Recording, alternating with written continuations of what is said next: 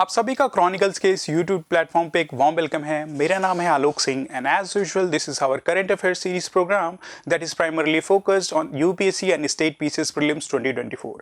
इस current affair series में हम इंपॉर्टेंट करंट अफेयर्स को डील करते हैं जो कि हमारे एकेडमिक डिसिप्लिन्स एग्जाम्स के लिए इंपॉर्टेंट और रेलिवेंट है, उनके बिहाफ पे इस प्रोग्राम की डिजाइनिंग की गई है। इस प्रोग्राम के कंटेंट की quality along with the quantity logically जो है एग्जाम को ध्यान में रख के डिज़ाइन की गई है ताकि हम जो है इससे रिलेटेड कंसेप्ट्स को एग्जाम में इजीली अप्लाई कर सके और हमारी preparation quite boost up and strengthen हो सके। Next article that we are going to deal is related to international relations. ये इंटरनेशनल रिलेशन से रिलेटेड टॉपिक है जिसमें कुछ इंपॉर्टेंट डेवलपमेंट हुई है। ये जो डेवलपमेंट है ये न्यूज़ रिलेटेड क्वाइट इंपॉर्टेंट है, लेकिन इस टॉपिक को हम एक्स्ट्रापोलेट करेंगे और देखेंगे कि इस न्यूज़ से रिलेटेड जो बॉडी है वो क्या है, कब स्टैब्लिश की गई, इसके मेंबर कौन कौन से हैं एंड बियॉन्ड इसका जो कॉन्स्टिट्यूशन या जो इसका मेकअप है ये कैसे ओवरऑल इंटरनेशनल पॉलिटी या इंटरनेशनल गवर्नेंस को इंपैक्ट करता है। तो ये न्यूज़ में इसलिए रहा है कि यूरोपियन यूनियन ने ऑफ रिसेंट एक प्रपोजल दिया है। प्रपोजल किस लिए है? ट्रेड रेस्ट्रिक्शंस के लिए। और ट्रेड रेस्ट्रिक्शन किस पे? वो कंपनीज या वो एंटिटी जो रशिया को हेल्प कर रही हैं उसके वॉर में, यानी कि रशिया एज यू नो कि सिंस फरवरी 2022 रशिया और यूक्रेन के बीच में लड़ाई चल रही है, वॉर चल रहा है, और इस चीज़ को प्रिवेंट करने के लिए जो वेस्टर्न नेशंस है, जो वेस्टर्न लॉबी है, वो रशिया पे ऑलरेडी बहुत सारे ट्रेड रेस्ट्रिक्शंस या सैंक्शंस लेके आई है। सैंक्शंस एज यू नो कि एक डिप्लोमेटिक टूल है जिसमें कुछ ट्रेड रिलेटेड रेस्ट्रिक्शंस लगाए जाते हैं एक पर्टिकुलर कंट्री पे, एक पर्टिकुलर इकोनॉमी पे, कि वो कहीं ना कहीं से उसके लिए हर्डल क्रिएट हो जिसके बिहाफ पे वो सफोकेट करके समहाउ जो भी कंट्रीज हैं उनके एजेंडा के थ्रू जो है गवर्न हो या अपनी जो एक्टिविटी को लिमिट कर दे। यानी कि रशिया पे जो रेस्ट्रिक्शंस या सैंक्शंस इन वेस्टर्न कंट्रीज ने लगाए हैं उनका कोर एजेंडा है कि यूक्रेन पे इन्वेजन न करे, यूक्रेन से वॉर न करे और एक सूटेबल सॉल्यूशन जो है डिवाइस किया जा सके। नाउ यूरोपियन यूनियन का ये कहना है कि हमने ऑलरेडी जो है रशिया पे सैंक्शंस लगाए हैं, लेकिन एज यू नो कि ऑफ रिसेंट एक न्यूज आई थी कि रशिया की इकोनॉमी बूम अप कर रही है। ऑल्दो रशिया वॉर में है लेकिन रशिया की इकोनॉमी बूम अप हो रही है और उस पर कोई इंपैक्ट नहीं पड़ रहा है ऐसे रेस्ट्रिक्शंस का। तो उसके पीछे जो रीजनिंग दी गई है कि ऑलरेडी यूरोपियन यूनियन ने रशिया पर रेस्ट्रिक्शंस या सैंक्शंस लगाए हैं, लेकिन रशिया समहाउ इस चीज़ को बाईपास कर रहा है। और वो बाईपास कैसे कर रहा है? थ्रू द थर्ड पार्टी, यानी कि बाकी कंट्रीज या बाकी ट्रेड एंट्रीज पे तो रेस्ट्रिक्शंस नहीं है, तो जो rest part of the world की कुछ प्रोमिनेंट कंट्रीज हैं जैसे Turkey, India, Serbia, Hong Kong along with China, यहाँ पे जो बिजनेस एंटिटीज स्टैब्लिश हैं वो यूरोपियन यूनियन के साथ ट्रेड कर रही हैं, वहां से मटेरियल्स को खरीद रही हैं और इन टर्न जो है वो रशिया को सप्लाई कर रही है या रशिया को सेल कर रही है। तो इस मैकेनिज्म के थ्रू रशिया जो है through the third party countries जो है अपने बेनिफिट्स या अपने एजेंडा को इजीली इन सैंक्शंस के अगेंस्ट में जो है रन करा रहा है। तो इसी बिहार पे यूरोपियन यूनियन ये प्रपोजल रखा गया है कि ये जो एंटिटीज हैं जो भी इन कंट्रीज में बेस्ड हैं उन पे जो है ट्रेड रिस्ट्रिक्शंस लगाए जाए। क्यों? क्योंकि ये उनको जो है रशिया को इन टर्न बेनिफिट कर रहे हैं। नाउ एज यू नो कि चाइना जो है वर्ल्ड का एक एक्सपोर्ट हाउस है, सारी मैन्युफैक्चरिंग गुड्स जो है चाइना से मेजरली जो एक्सपोर्ट होती हैं। तो चाइना का रिलेशन जो है यूरोपियन यूनियन के साथ क्वाइट प्रोमिनेंट रहा है और रहा भी है। तो अगर कुछ ऐसे ट्रेड रेस्ट्रिक्शंस लेके यूरोपियन यूनियन आती है उस पर एक इम्पैक्ट है, तो उस पर एक cautious thought process European Union दे रहा है कि whether they should proceed with this और नॉट। तो ये एक न्यूज रिलेटेड डेवलपमेंट है बियॉन्ड। अब हम देखेंगे कि हमारे एग्जाम के पर्सपेक्टिव से कैसे इंपॉर्टेंट है। एग्जाम में आपसे यूरोपियन यूनियन से रिलेटेड जो है डेवलपमेंट्स पूछा जा सकता है। बियॉन्ड 2-3 दिन पहले मैंने एक आर्टिकल डील किया था मिनरल सप्लायर ग्रुप से रिलेटेड। एक एलियंस फॉर्म हुआ था, यूएसए लेड ग्रुप है, जिसमें यूरोपियन कमीशन का डिस्कशन किया था। यूरोपियन यूनियन नहीं, यूरोपियन कमीशन का मैंने डिस्कस किया था कि उसमें 15 मेंबर है, 14+1, और जो एक इंडिविजुअल एंटिटी है वो यूरोपियन कमीशन है। तो वो हम देखेंगे आखिर यूरोपियन कमीशन क्या है। उससे पहले देखते हैं कि आखिर ये यूरोपियन यूनियन कब स्टैब्लिश किया गया था, इसके मेंबर कौन कौन से थे और उसका कोर ऑब्जेक्टिव और गोल क्या है। तो यूरोपियन यूनियन एक पॉलिटिकल और इकोनॉमिक यूनियन है जिसमें 27 कंट्रीज आर इट्स मेंबर। ये 27 कंट्रीज हैं जिन्होंने मिलकर एक पॉलिटिकल और इकोनॉमिक यूनियन स्टैब्लिश किया है। और इस बॉडी का establishment in the year 1993 through a treaty that is known as treaty of Maastricht के थ्रू जो है इस यूरोपियन यूनियन का एस्टैब्लिशमेंट किया गया था। यानी कि 27 members and through treaty of Maastricht इस बॉडी का एस्टैब्लिशमेंट किया गया है ना। उसका सिग्निफिकेंट प्रपोजिशन ये है कि एक 27 कंट्री एक साथ मिलकर एक पॉलिटिकल और इकोनॉमिक जो है यूनियन बनाती हैं, तो एक political relevance along with economic relevance इस यूरोपियन यूनियन का क्वाइट प्रोमिनेंट हो जाता है across the world. Can you imagine, एक डेवलप्ड कंट्रीज का एक यूनियन है जो कि 27 कंट्रीज यहां पे कंटेन करती हैं, और इन्होंने अपनी ऑर्गेनाइजेशन को फंक्शन करने के लिए जो पॉलिटिकल और इकोनॉमिक यूनियन बनाया है, उसमें जो इनका मैकेनिज्म जो डिवाइस किया है कि ये जो यूरोपियन यूनियन के मेंबर्स उनके लिए कॉमन कस्टम यूनियन होगा, एक कॉमन सेट ऑफ करेंसी होगी, और क्योंकि एक इकोनॉमिक यूनियन में एक इकोनॉमिक एंटिटी की तरह ये कमीशन जो है यूनियन जो है फंक्शन कर रहा है, तो एक कोई भी एक्सटर्नल बॉडीज अगर इस यूरोपियन यूनियन के साथ ट्रेड करती है तो एक सेम रेट ऑफ टैरिफ जो है इस पे उन कंट्रीज पे जो है या उन ट्रेड एंटिटीज पे ये यूरोपियन यूनियन जो है इंपोज कर सकता है। तो अगर इनके बीच में एक कॉमनैलिटी है तो क्वाइट रेलेवेंट या इनकी जो रेलेवेंस ग्लोबल स्टेज पे बढ़ जाती है। तो ये यूरोपियन यूनियन का पर्पस इसीलिए क्वाइट इंपॉर्टेंट और रेलेवेंट हो जाता है। एज आई डिस्कस कि ये यूरोपियन यूनियन एक सिंगल मार्केट की तरह फंक्शन करता है, जिसमें जो भी इस यूनियन के मेंबर्स है वो आपस में ईजियर ट्रेड कर सके, free flow of goods and services हो, कैपिटल हो, पीपल टू पीपल मूवमेंट हो, उसके बिहाफ पे जो single market through European union जो है एस्टैब्लिश किया गया है। बियॉन्ड एक कॉमन कस्टम यूनियन है, तो जो टैरिफ रेट्स आज डिस्कस किए, कॉमन टैरिफ, एक्सटर्नल टैरिफ, ये जो rest part of the world की जो भी बिजनेस एंटिटीज या कंट्रीज इनके साथ ट्रेड करती हैं उन पे कॉमन टैरिफ इंपोज करती हैं। एक यूरो जोन एस्टैब्लिश किया गया जहां पे common currency, official currency that is known as euro, उसको रखा गया है, तो एक कॉमन सेट ऑफ करेंसी है। बियॉन्ड कुछ इंस्टीट्यूशनल मैकेनिज्म से भी डिवाइस किए गए जो लेजिस्लेटिव एग्जीक्यूटिव के डोमेन में फंक्शन करते हैं। यूरोपियन कमीशन का मैंने डिस्कशन किया था मिनरल सप्लायर्स ग्रुप में, मिनरल सिक्योरिटी एलियंस का जो ग्रुप यूएस लेड बनाया गया था, तो वहां यूरोपियन कमीशन का जो है उसका मेंबर है। तो ये जो यूरोपियन कमीशन है वो यूरोपियन यूनियन का एक एग्जीक्यूटिव ब्रांच है। बियॉन्ड जो पार्लियामेंट है, यूरोपियन पार्लियामेंट, वो यूरोपियन यूनियन का जो है एक लेजिस्लेटिव ब्रांच है। तो यू कैन सी कि कैसे एक कॉन्स्टिट्यूशन डिवाइस किया गया है इस यूरोपियन यूनियन का।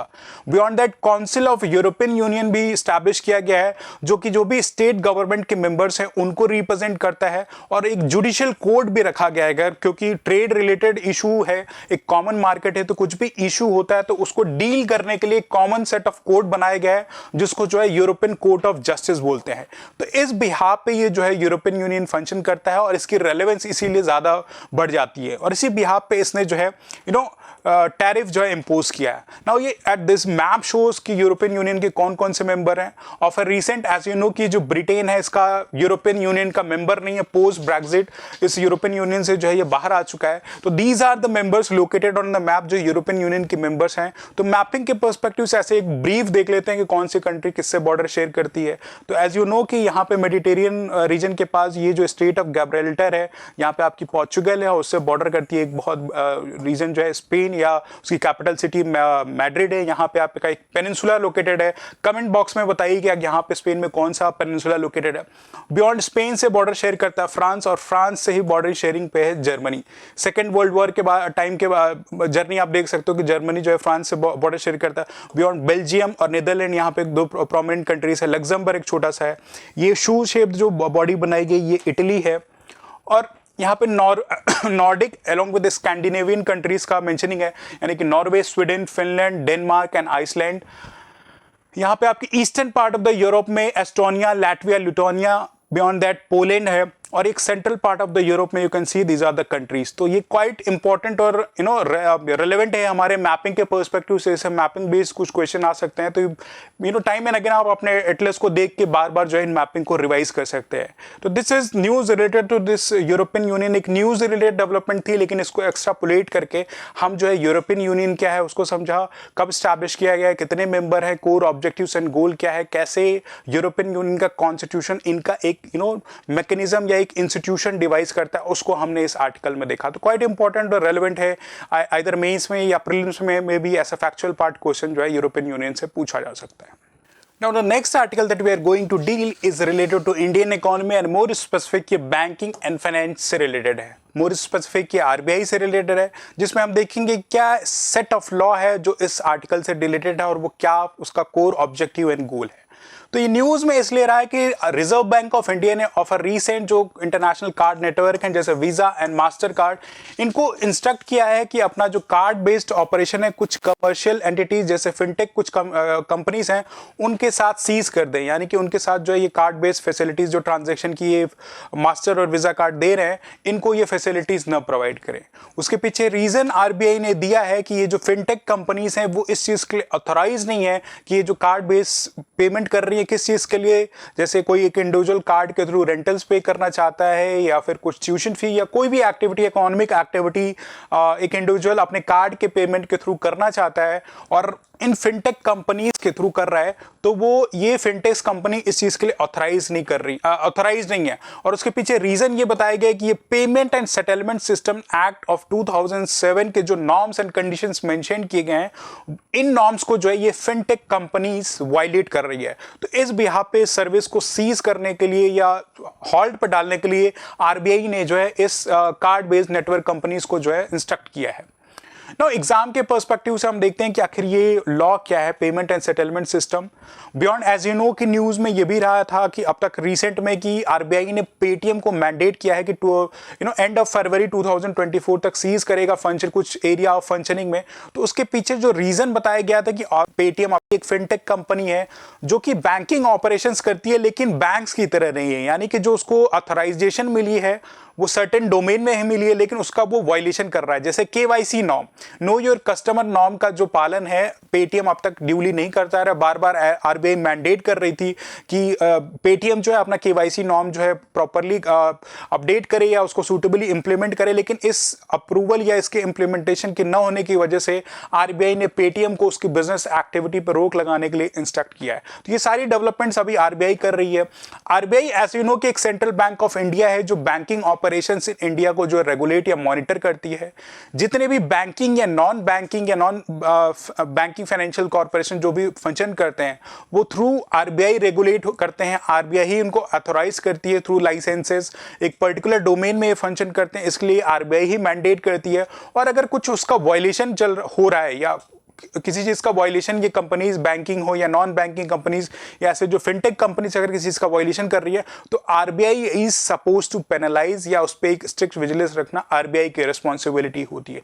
तो इसी बिहाफ पे इन फिनटेक कंपनीज को जो है इनकी फंक्शनिंग को रोकने के लिए जो आरबीआई ने जो पेमेंट आपके कार्ड नेटवर्क्स हैं उनको जो मैंडेट किया है। तो देखते हैं कि आखिर ये लॉ क्या है, payment and settlement system act 2007 क्या है जिसके बिहाफ पे ये मैंडेटिंग किया गया है।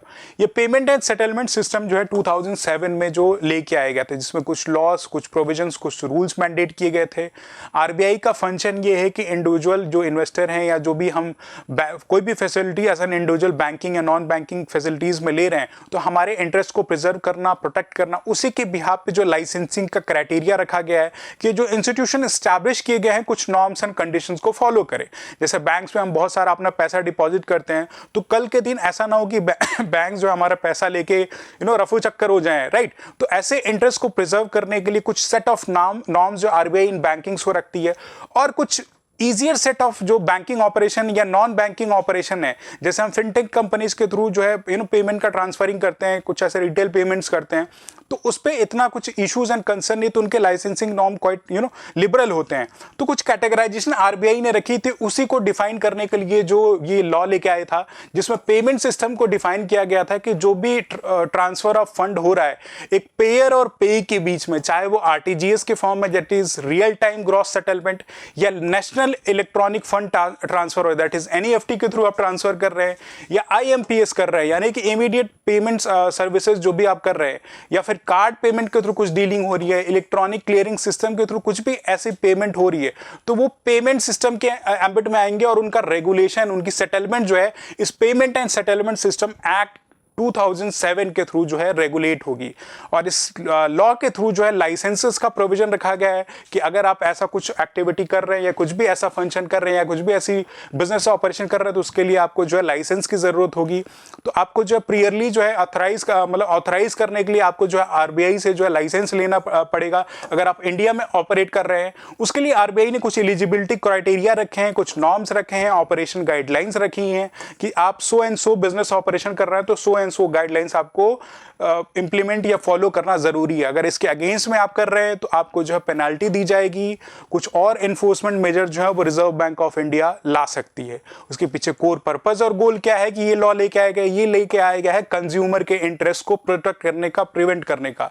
और बैंक जो भी ये एक्टिविटी, इकोनॉमिक एक्टिविटी या बिजनेस फंक्शन हो रहा है, एक ट्रांसपेरेंट मैकेनिज्म में हो। अगर आप किसी चैनल के थ्रू अपना पैसा ट्रांसफर कर रहे हैं तो आपके अंदर एक एक्सेप्टेंस होगी, एक लेजिटिमेट रूट हो। ऐसा ना हो कि आप इनवैलिड रूट पे ट्रांसफर करो और अपना पैसा खो दें। तो इसीलिए आरबीआई ऐसे मैकेनिज्म लेके आता है कि ट्रांसपेरेंसी हो, डिस्क्लोजर हो, और कल के दिन कुछ डिस्प्यूट अराइज हो तो उसके लिए कुछ रेजोल्यूशन मैकेनिज्म हो। डिस्प्यूट जो भी आ रहा है उसके लिए ग्रीवेंसेस आप ला सकें। बैंकिंग ऑपरेशन आप करते हो, देखते हो कि आपकी पेमेंट फेल हो जाती है लेकिन आपके अकाउंट से पैसा जो कट जाता है, तो ऐसे सिचुएशन में अगर आपको कोई प्रॉब्लम है तो ग्रीवेंसेस रिड्रेसल मैकेनिज्म या प्रोसीजर को भी ये लॉ जो है payment and settlement system act 2007 जो है मैंडेट करता है। तो इस लॉ के थ्रू जो है, क्योंकि ये फिनटेक कंपनीज इस चीज के लिए ऑथोराइज नहीं थी कि ये कार्ड में ट्रांजैक्शन कर सके, कार्ड के थ्रू, कार्ड के स्वाइपिंग के थ्रू डीलिंग कर सके, तो इसलिए जो है जो आपकी कार्ड नेटवर्क्स हैं, वीजा एंड मास्टर कार्ड, इनको जो है आरबीआई ने मैंडेट किया कि ऐसी फैसिलिटीज ना प्रोवाइड करें। और एक और जो बर्निंग इशू था आरबीआई का, अरे आपका जो पेटीएम का जो इशू चल रहा था कि जो केवाईसी नॉर्म्स आपकी जो पेटीएम है उसने नहीं फॉलो किया था, इसीलिए आरबीआई ने जो है ऑफ रीसेंट जो है पेटीएम को बार किया था। तो this is related to this article कि आरबीआई ने क्यों बार किया है और क्या रेलेवेंट लॉज इससे रिलेटेड एसोसिएटेड है, जो हमारे एग्जाम के लिए हो सकता है क्वाइट इंपॉर्टेंट कि प्रीलिम्स में इससे बेस्ड कुछ फैक्चुअल क्वेश्चंस पुट अप किए जा सकते हैं। Now the next article that we are going to deal is related to international relations as well as economy का भी एक important part है। Beyond ये हमारे जनरल नॉलेज के लिए quite important और relevant है। इसमें हम कुछ सोशल इश्यूज का भी पर्सपेक्टिव देखेंगे कि कैसे एक कंट्री की डेमोग्राफी जो है उसके इकोनॉमी को इम्पैक्ट करती है। नाउ न्यूज़ में इसलिए रहा है कि जापान ऑफ रीसेंट जो है स्लिप करके 4th पोजीशन पे आ गया है in the list of world की लार्जेस्ट इकोनॉमी। यानी कि वर्ल्ड की लार्जेस्ट इकोनॉमी की जो लिस्ट है उसमें जापान जो है 3रे नंबर से ऑफ रीसेंट स्लाइड करके 4थे नंबर पे आ गई है और जर्मनी जो है उसको ओवरटेक करके 3रे नंबर पे पहुंच गया है। तो ये इसलिए न्यूज़ में रहा है। एक फैक्चुअल इंफॉर्मेशन है, जनरल नॉलेज के पर्सपेक्टिव से है। इसमें हम देखेंगे क्या फैक्टर्स रिस्पॉन्सिबल है जापान के इस डाउनफॉल के लिए, कैसे किसी कंट्री की डेमोग्राफी वहाँ की इकोनॉमी को इम्पैक्ट करती है। उस पर जापान एक बहुत बड़ा एग्जाम्पल है। जापान ऐसे यू नो कि 20th सेंचुरी में एक एशियन पावर की तरह था, एक प्रोमिनेंट कंट्री थी जहाँ पर रैपिड इंडस्ट्रियलाइजेशन हो रहा था, इसका एक प्रोमिनेंट रोल था वर्ल्ड की इकोनॉमी में। लेकिन अब इसका जो है डाउनफॉल हो रहा है, इसकी इकोनॉमी जो है नीचे आ रही है। उसके पीछे रीजन है वहाँ की डेमोग्राफी। वहाँ की डेमोग्राफी अब एजेड हो रही है, लोग वहाँ बूढ़े हो रहे हैं और जो इंडिविजुअल्स यूथ हैं वो शादी नहीं कर रहे हैं, और शादी कर रहे हैं तो बच्चे नहीं पैदा कर रहे। तो low birth rate along with the aging are the factors responsible for the downfall in the economic development या economic growth of Japan। इस बिजनेस इनकी जो एजिंग पॉपुलेशन लो हो रही है उसकी वजह से इंडिविजुअल्स जो वहाँ की इकोनॉमी है उसका कॉम्पिटिटिवनेस कम हो रहा है। जो इंडिविजुअल्स प्रोडक्टिव एक सुटेबल एज ग्रुप में जो बोला जाता है 15 से 59 के एज ग्रुप का जो यूथ होता है वो बहुत ही प्रोडक्टिव होता है। ये एज बहुत ही प्रोडक्टिव पॉपुलेशन में माना जाता है। Beyond 0 to 14 years of age को डिपेंडेंट और बियॉन्ड 60 ईयर्स ऑफ एज भी डिपेंडेंट पॉपुलेशन कंसिडर की जाती है। तो वहाँ की population as the graph source की मोर देन 30% ऑफ द जो पॉपुलेशन है चाइना जापान की वो अबव 65 ईयर्स ऑफ एज है। यानी कि 100 में से 30 से ज्यादा इंडिविजुअल जो है 65 ईयर्स ऑफ एज से ऊपर हैं। यानी कि अगर इतने इंडिविजुअल्स किसी कंट्री की इकोनॉमी या वहां के लोग एजेड हैं तो वो एक प्रोडक्टिव इकोनॉमी का हिस्सा नहीं होंगे, एक बर्डन कैटेगरी में आएंगे और इसकी वजह से जो उस कंट्री की इकोनॉमी की प्रोडक्टिविटी है, कॉम्पिटिटिवनेस है वो लो होगी और वो इन टर्न क्या इंपैक्ट करेगी, वो इंपैक्ट करेगी उस कंट्री की जीडीपी, उस कंट्री की इकोनॉमी पे। और इसी बिहाफ पे जो है जापान जो है अब 4थे नंबर पे आ गया और उसको ओवरटेक करके जर्मनी जो है अब 3रे नंबर पे है। कंपेयर टू जापान, जर्मनी की जो इकोनॉमी जो है क्वाइट रॉबस्ट है। वहां एक स्ट्रॉन्ग इकोनॉमिक इंडिकेटर्स हैं जिसके बिहाफ पे जर्मनी जो है जापान को ओवरटेक करके 3रे नंबर पे। जर्मनी की जो इकोनॉमिक स्ट्रेंथ है नॉमिनल वैल्यू पे अराउंड $4.4 ट्रिलियन है और जापान की अगर बात करें तो around $4.2 trillion in the year 2023 है। तो यू कैन सी कि कैसे जापान रिसीड कर रहा है, all because of demography and lack of competitiveness. Beyond इसके जो है बर्थ कंट्रोल के जो मेजर है, लोग अपने बच्चे नहीं पैदा कर रहे तो जो डिक्लाइनिंग बर्थ रेट है वो भी एक इंपॉर्टेंट फैक्टर है। चाइना एज यू नो कि अब तक वन चाइल्ड पॉलिसी लेके आता था, अपनी चाइल्ड पॉलिसी को जो लिबरलाइज ऑफ रिसेंट किया है उसके पीछे रीजन डेमोग्राफी को ही बताया गया था कि उसकी डेमोग्राफी में जो यूथ पॉपुलेशन का डाउनफॉल हो रहा है। और ये एक एडवांटेज है इंडिया के लिए कि इंडिया की जो पॉपुलेशन है वो क्वाइट यूथ है, और जो सिनेरियो आने वाले टाइम में भी काफ़ी यूथ पॉपुलेशन हमारे इंडिया में रहेगी, जिसकी वजह से हमारी डेमोग्राफी जो क्वाइट बेटर परफॉर्म कर सकती है अगर इसको स्किल अप किया जाए। तो इस बिहाफ पे कुछ फैक्चुअल डाटा लेंगे, इंडिया चाइना का कंपैरिजन देखते हैं और वर्ल्ड स्टेज पे क्या क्या चीज़ें अवेलेबल है। तो जो डिफरेंस बताया गया है जापान और जर्मनी का स्ट्रक्चरल डिफरेंस है कि कैसे जर्मनी जो है एक रॉबस्ट इकोनॉमी बनी हुई है, लेकिन जापान समहाउ लैगार्ड कर रहा है अपनी कॉम्पिटिटिवनेस खोने की वजह से, और इसी बिहाफ पे जो है जर्मनी ने जो है जापान को ओवरटेक कर लिया। डुइंगलिंग वर्कफोर्स, इवर्जन टू इमिग्रेशन एक रैम्पेंट फैक्टर्स हैं जापान के डाउनफॉल के लिए। रोबोटिक्स आज के टाइम पे ये बोला जाता है मशीन का डेवलपमेंट होगा जो ह्यूमन का रिप्लेसमेंट करेंगी। जापान में ऐसी चीजें की गई हैं लेकिन उसका कुछ इतना सिग्निफिकेंट इंपैक्ट नहीं है। तो रोबोटिक्स जो है एक पार्ट ऑफ द सॉल्यूशन दे रहा है जापान के लिए, एक लॉन्ग टर्म इंपैक्ट नहीं है। तो these are the factors responsible for Japan का downfall. Beyond list of countries की एक फैक्चुअल डाटा है आपके जनरल नॉलेज के लिए, इंटरव्यू के लिए मेंस पे इनपुट दे सकते हैं या प्रीलिम्स में भी list of the economies based on their economic strength दी जाए। तो जो वर्ल्ड की सबसे लार्जेस्ट या बिगेस्ट इकोनॉमी है वो आज के टाइम पे जो है यूनाइटेड स्टेट्स ऑफ अमेरिका है, यूएसए जो वर्ल्ड की बिगेस्ट इकोनॉमी है, और इसकी इकोनॉमिक वर्थ जो है 27 ट्रिलियन डॉलर्स की इकोनॉमिक वर्थ है। ये ऑफर रिसेंट फरवरी 2024 का डाटा है जो फोर्ब्स की साइट पे मिला था, जिसमें यूएसए की जो economic strength in nominal values जो है 27 ट्रिलियन डॉलर्स रखी गई है। चाइना जो है दूसरे नंबर पे है और उसकी इकोनॉमिक स्ट्रेंथ जो है 18 ट्रिलियन डॉलर्स है। बियॉन्ड चाइना अभी जापान को पीछे करके जर्मनी तीसरे नंबर पे है, जापान एज ऑफ नाउ चौथे नंबर पे, और हमारी कंट्री इंडिया जो है अभी 5वें नंबर पे, यानी कि वर्ल्ड की 5th लार्जेस्ट इकोनॉमी है। विश्व की 5वीं सबसे बड़ी अर्थव्यवस्था हमारी इंडिया है और इसकी इकोनॉमिक स्ट्रेंथ बताई गई अराउंड 4.1 ट्रिलियन डॉलर्स, राइट। तो 4.1 ट्रिलियन डॉलर्स, तो ये नंबर का आप डिफरेंस देख लो। जर्मनी तीसरे नंबर पे जो कि 4.7 ट्रिलियन डॉलर्स है। तो आने वाले 2027 तक ऐसा प्रेडिक्ट किया गया है कि इंडिया जो है 3rd largest economy of the world हो जाएगी। एंड बियॉन्ड इंडिया, अभी इंडिया ने जो है ब्रिटेन को पीछे किया है 3.5 ट्रिलियन डॉलर्स की जो इकोनॉमी यूके की है, उसके बाद France, Italy, Brazil and Canada. तो दीज आर द वर्ल्ड की 10 लार्जेस्ट इकोनॉमी जो कि जीडीपी इकोनॉमिक स्ट्रेंथ की वजह पर्सपेक्टिव से इनकी मेजरिंग की गई है। नाउ इकोनॉमिक स्ट्रेंथ तो रिफ्लेक्ट हो रहा है, लेकिन पर कैपिटा इनकम का भी देखना चाहिए। क्या किसी कोई वर्ल्ड की लार्जेस्ट या हम वर्ल्ड की टॉप 5th लार्जेस्ट इकोनॉमी है, तो क्या हमारे इंडिविजुअल्स, हमारे सिटीजन्स को भी उतना ही बेनिफिट मिल रहा है, सबके पास उतना ही पैसा अवेलेबल है? वो जीडीपी पर कैपिटा से रिफ्लेक्ट होता है। अब एक यूएसए का इंडिविजुअल, उसकी जो वहां पे जो है एक इंडिविजुअल की per capita around 83 US dollar है, राइट। और इंडिया का अगर आप देख लो तो सिर्फ 2.85 ट्रिलियन डॉलर है, 2.85 पर कैपिटा यूएस थाउजेंड्स में है। तो यू कैन सी कि कैसे एक बहुत बड़ा डिफरेंस। और इन टॉप 10 जो लार्जेस्ट इकोनॉमी है इसमें इंडिया सबसे नीचे है पर कैपिटा के हिसाब से। तो एक चैलेंजिंग सिचुएशन है। सेम पॉपुलेशन के बिहाफ पे अगर आप चाइना देख रहे हो तो ये 13.16 है GDP per capita, right.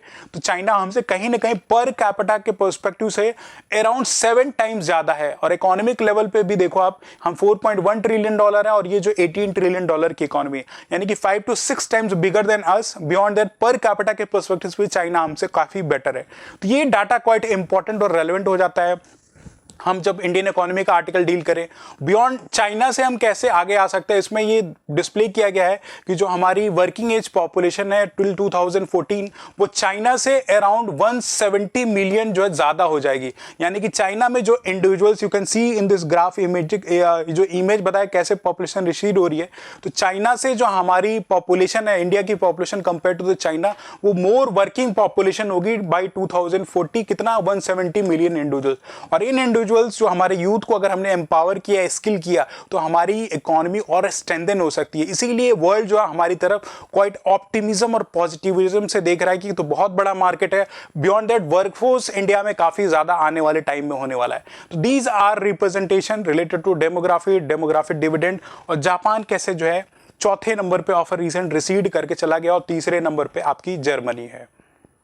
Now the next article that we are going to deal is important from the perspective of art and culture beyond एक suitable input है India and it's bilateral relationship के behalf में, जिसमें अगर India और UAE के bilateral relation से based कुछ क्वेश्चन आए तो एज एन एग्जाम इनपुट ये आर्टिकल क्वाइट इंपॉर्टेंट और रेलेवेंट हो जाता है।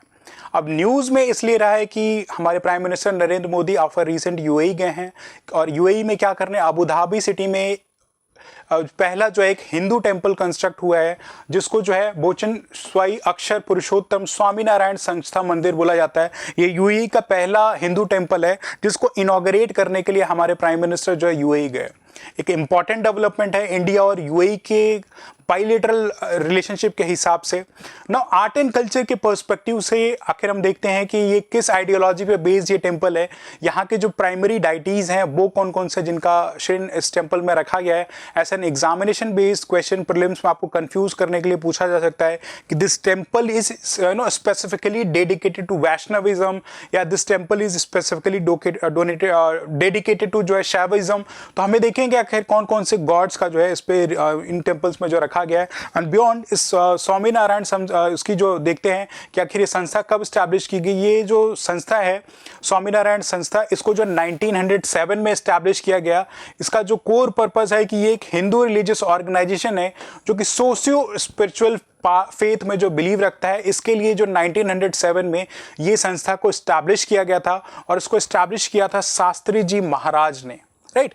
तो एक प्रीलिम्स बेस्ड फैक्ट क्वेश्चन यहाँ से आ सकता है कि कब स्टैब्लिश किया गया था या ये जो सोशल रिलीजियस फेथ है या ये ऑर्गेनाइजेशन है इसको किसने स्टैब्लिश किया गया था। अब ये ऑर्गेनाइजेशन जो है स्वामीनारायण संप्रदाय से रिलेटेड है जो कि वेदास में इसकी बिलीफ या फेथ है। साइमल्टेनियसली इसकी जो बिलीफ है जो रामानुजाचार्य जो हम एक भक्ति मूवमेंट में जिनको पढ़ते हैं, जिन्होंने काफ़ी कोर आइडियोलॉजीज अपनी दी थी related to bhakti, related to god and individual, उसमें भी ये स्वामीनारायण संस्था जो है संप्रदाय जो है बिलीफ रखता है। तो you can C in this image कि ये इसको जो है ऐसा नेमोनिक जो है बैप्स रखा गया है। यूएई में बना एक टेंपल है। नाउ ये टेंपल का इंपॉर्टेंट कुछ फीचर्स ये है कि इसकी जो इकोनॉमिक वर्थ है वह वर्थ 700 करोड़ की जो इकोनॉमिक वैल्यू है जिसके बिहाफ पे बना है। और ये क्या सिग्निफाई करता है, ये सिग्निफाई करता है इंडिया और यूएई के रिलेशनशिप को स्ट्रेंथन होने में। एक इस्लामिक कंट्री एक हिंदू टेंपल बना रही है और उसके लिए लैंड डोनेट कर रही है, तो एक इंपॉर्टेंट डेवलपमेंट है। इस टेंपल की कंस्ट्रक्शन के लिए अराउंड 20,000 टन्स के स्टोन का यूटिलाइजेशन किया गया है और मार्बल्स जो है अराउंड 700 कंटेनर में अबू धाबी में जो है मार्बल्स यहां पे लेके आए गए हैं। तो क्वाइट इंपॉर्टेंट स्ट्रक्चर है, इतना बड़ा ह्यूज स्ट्रक्चर बनाया गया जो उसके स्ट्रक्चरल डिटेल्स में कुछ एम्पी थिएटर बनाए गए, प्रेयर रूम्स प्रार्थना के लिए बनाए गए, थीमेटिक गार्डन्स बगीचों का वो किया गया है, वाटर फीचर कुछ ऐसा फाउंटेन टाइप्स डेवलपमेंट यहाँ की गई है, कम्युनिटी हॉल्स बनाए गए हैं। और ये टेंपल जो है अराउंड 5,000 इंडिविजुअल्स को at a time capacity hold कर सकता है। तो यू कैन इमेजिन कितना बड़ा इंफ्रास्ट्रक्चर ये बनाया गया है। बियॉन्ड जो डाइटीज, जो प्रिंसिपल डाइटीज इस टेंपल के श्रेणी में रखे जाएंगे वो एग्जाम के पर्सपेक्टिव से इंपॉर्टेंट है कि कौन कौन से, अगर आपसे फैक्ट पेज पूछ ले कि सिर्फ वैष्णवाइट रिलेटेड है तो यू कैन आइडेंटिफाई कि है या नहीं है। तो इसमें जो श्रेणी रखा गया है उसमें सबसे पहला जो है लॉर्ड अयप्पा का उनकी जो है फिगर रखी गई। अब ये लॉर्ड अयप्पा कौन है? इनको ऐसा southern part of the India में माना जाता है कि भगवान शिव और मोहिनी से उत्पन्न एक जो बच्चे थे उनको जो है अयप्पा बोला जाता है और इन्हीं की वर्शिप की जाती है। मोहिनी ऐसी नो कि एक विष्णु का अवतार माना जाता है, राइट। तो इस हिसाब से शिव और विष्णु से रिलेटेड है, तो लॉर्ड अयप्पा का यहाँ पे रखा गया है, उनकी जो इमेज रखी गई है। तिरुपति बालाजी की जो है वहाँ पे रखी गई है मूर्ति जो है। और तिरुपति बालाजी कौन है? इनको ऐसा माना जाता है कि ये विष्णु के अवतार हैं जो कलयुग में पैदा होंगे किसी इसके लिए, मैनकाइंड को बचाने के लिए। तो तिरुपति बालाजी का है। बियॉन्ड लॉर्ड जगन्नाथ हैं, भगवान कृष्ण की मूर्ति है, राधा जी की है, हनुमान जी की मूर्ति है, लॉर्ड शिव भगवान शिव की है, पार्वती की है, गणेश की है। एंड बियॉन्ड जो शिव और पार्वती के दोनों बच्चे हैं आपके गणेश और कार्तिक, इनकी इमेज है। लॉर्ड राम और सीता की भी जो इमेज या स्टैचू जो है इस टेंपल में रखी गई। तो इस हिसाब से देख सकते हो कि विष्णु के साथ साथ शिव यानी कि शिव का भी इमेज यहाँ लोकेटेड है। तो क्वाइट यूनिवर्सल है। वैष्णवाइट एज शिव दोनों का ही रखा गया। ऑल्दो जो संप्रदाय है इसको लार्जली वैष्णवाइट बोलते हैं, लेकिन यहाँ पे इन सारे डाइटीज की जो इमेज यहाँ पे इस टेम्पल में रखी गई है। तो ये जो इनिशिएटिव शुरू किया गया जो यूएई ने लिया है, इसके tolerance years of tolerance initiative का, अपने कल्चर अपने इकोनॉमी को बूस्टअप करने के लिए ऐसे मेजर्स ले रही है जहाँ पे उनकी एक मिनिस्ट्री ऑफ टॉलरेंस है। कल्चरल एक्सचेंज एक कंट्री का दूसरे कंट्री से बेटर हो, उसके लिए ऐसे मेजर्स जो है यूएई ले रही है। यूएई ऐसे नो कि एक इम्पॉर्टेंट डेस्टिनेशन है मिडिल ईस्ट में, गल्फ रीजन में, जहाँ पे हमारे इंडिया से बहुत सारे वर्कर्स जाके काम करते हैं, तो उस हिसाब से भी बहुत ज़्यादा इंपॉर्टेंट हो जाता है। यूएई मैप में यू कैन सी कि गल्फ लोकेटेड है जो सऊदी अरेबिया ओमान से बॉर्डर करता है। इन द इमेज आप यू कैन सी कि गल्फ ऑफ ओमान है एंड बियॉन्ड ये स्टेट ऑफ हॉर्मज एक स्ट्रैटेजिक लोकेशन है क्रूड ऑयल के इंपोर्ट एक्सपोर्ट से रिलेटेड पर्शियन गल्फ में। And beyond Qatar you can सी कि एक छोटा सा ऐसे आइलैंड टाइप यहाँ पे बना हुआ है। कुवैत सिटी यहाँ पे है। तो ये कुछ इंपॉर्टेंट जोग्राफिकल लोकेशन है यूएई के एसोसिएटेड में। तो मैपिंग का भी perspective you need to understand जब भी ऐसी कुछ न्यूज़ रिलेटेड डेवलपमेंट आती हैं। बियॉन्ड यूएई और इंडिया के बायलैटरल रिलेशंस को हम ध्यान में देखें तो कंटिन्यूअसली हमारे जो रिलेशनशिप हैं यूएई के साथ इवॉल्व होते आ रहे हैं। 1972 में इंडिया और यूएई के बायलैटरल रिलेशनशिप्स का डेवलपमेंट होता है, 75 में स्ट्रेंथन होता है। इंदिरा गांधी हमारी पहली प्राइम मिनिस्टर थी जो यूएई ऑन विजिट गई थी, तब से हमारी बायलैटरल रिलेशनशिप जो है क्वाइट स्ट्रेंथन होते आ रहे हैं। यूएई हमारा थर्ड लार्जेस्ट ट्रेडिंग पार्टनर है और बियॉन्ड सेकेंड लार्जेस्ट एक्सपोर्टर है जहां पे हम एक्सपोर्ट करते हैं। तो उस हिसाब से भी यूएई क्वाइट इंपॉर्टेंट और रेलेवेंट हो जाता है। एनर्जी सिक्योरिटी के पर्सपेक्टिव से भी इंडिया और यूएई के बीच में डील है, तो उसमें भी काफी इंपॉर्टेंस है। और फिर रिसेंट हमने cooperative economic partnership agreement with UAE sign किया है। तो जो ट्रेड रिलेशन को देन बूस्टअप करने के लिए एक दूसरे कंट्रीज को जो इन्वेस्टर इन कंट्रीज में बिजनेस कर रहे हैं उनके इंटरेस्ट को प्रोटेक्ट करने के लिए जो ट्रीटी एग्रीमेंट साइन हुआ है जिसको सीपा बोलते हैं, कॉम्प्रिहेंसिव इकोनॉमिक पार्टनरशिप एग्रीमेंट। अभी G20 की समिट में India middle east Europe economic corridor की बात की गई थी कि इंडिया से एक कॉरिडोर मुंबई से शुरू होगा और टिल यूरोप तक ये एक्सटेंड होगा जो कि वाया यूएई और सऊदी अरेबिया होते हुए जाएगा। तो इस इकोनॉमिक कॉरिडोर के पर्सपेक्टिव से भी इंडिया और यूएई के बायलैटरल रिलेशंस क्वाइट इंपॉर्टेंट और रेलेवेंट हो जाते हैं। जो ट्रेड का क्वांटम है वर्थ 100 बिलियन ले जाने का टारगेट रखा गया है। तो यू कैन इमेजिन कि कैसे इंडिया और यूएई एक दूसरे से कॉपरेट कर रहे हैं, म्यूचुअली असिस्ट कर रहे हैं। यूएई का बहुत सारा इन्वेस्टमेंट जो है इंडिया में अब तक in form of FDI in past a decade आ चुका है। तो यूएई एक इंपॉर्टेंट पार्टनर है और ऐसे पीपल टू पीपल कनेक्टिविटी को बूस्टअप करने के लिए जो हमारा डायस्पोरा इंडियन डायस्पोरा यूएई में रहता है उनके सेंटिमेंट्स को ध्यान में रख के ऐसा टेंपल का कंस्ट्रक्शन किया गया है। तो यू कैन इमेजिन कि यूएई कैसे हमारे और इंडिया और यूएई दो आपस में अपने हम जो बायलैटरल रिलेशन उनको स्ट्रेंथन करने के लिए क्या क्या मेजर्स ले रहा है। तो this is all related to today's article. Hope you have enjoyed it. काफी ब्रीफ में हमने डिस्कशन दी है और अगर आपको ये सेशन अच्छा लगा है तो please do like and subscribe and give us the comment in the comment box section so that we can innovate, we can improve and come up to your expectations. Till then, goodbye and all the best.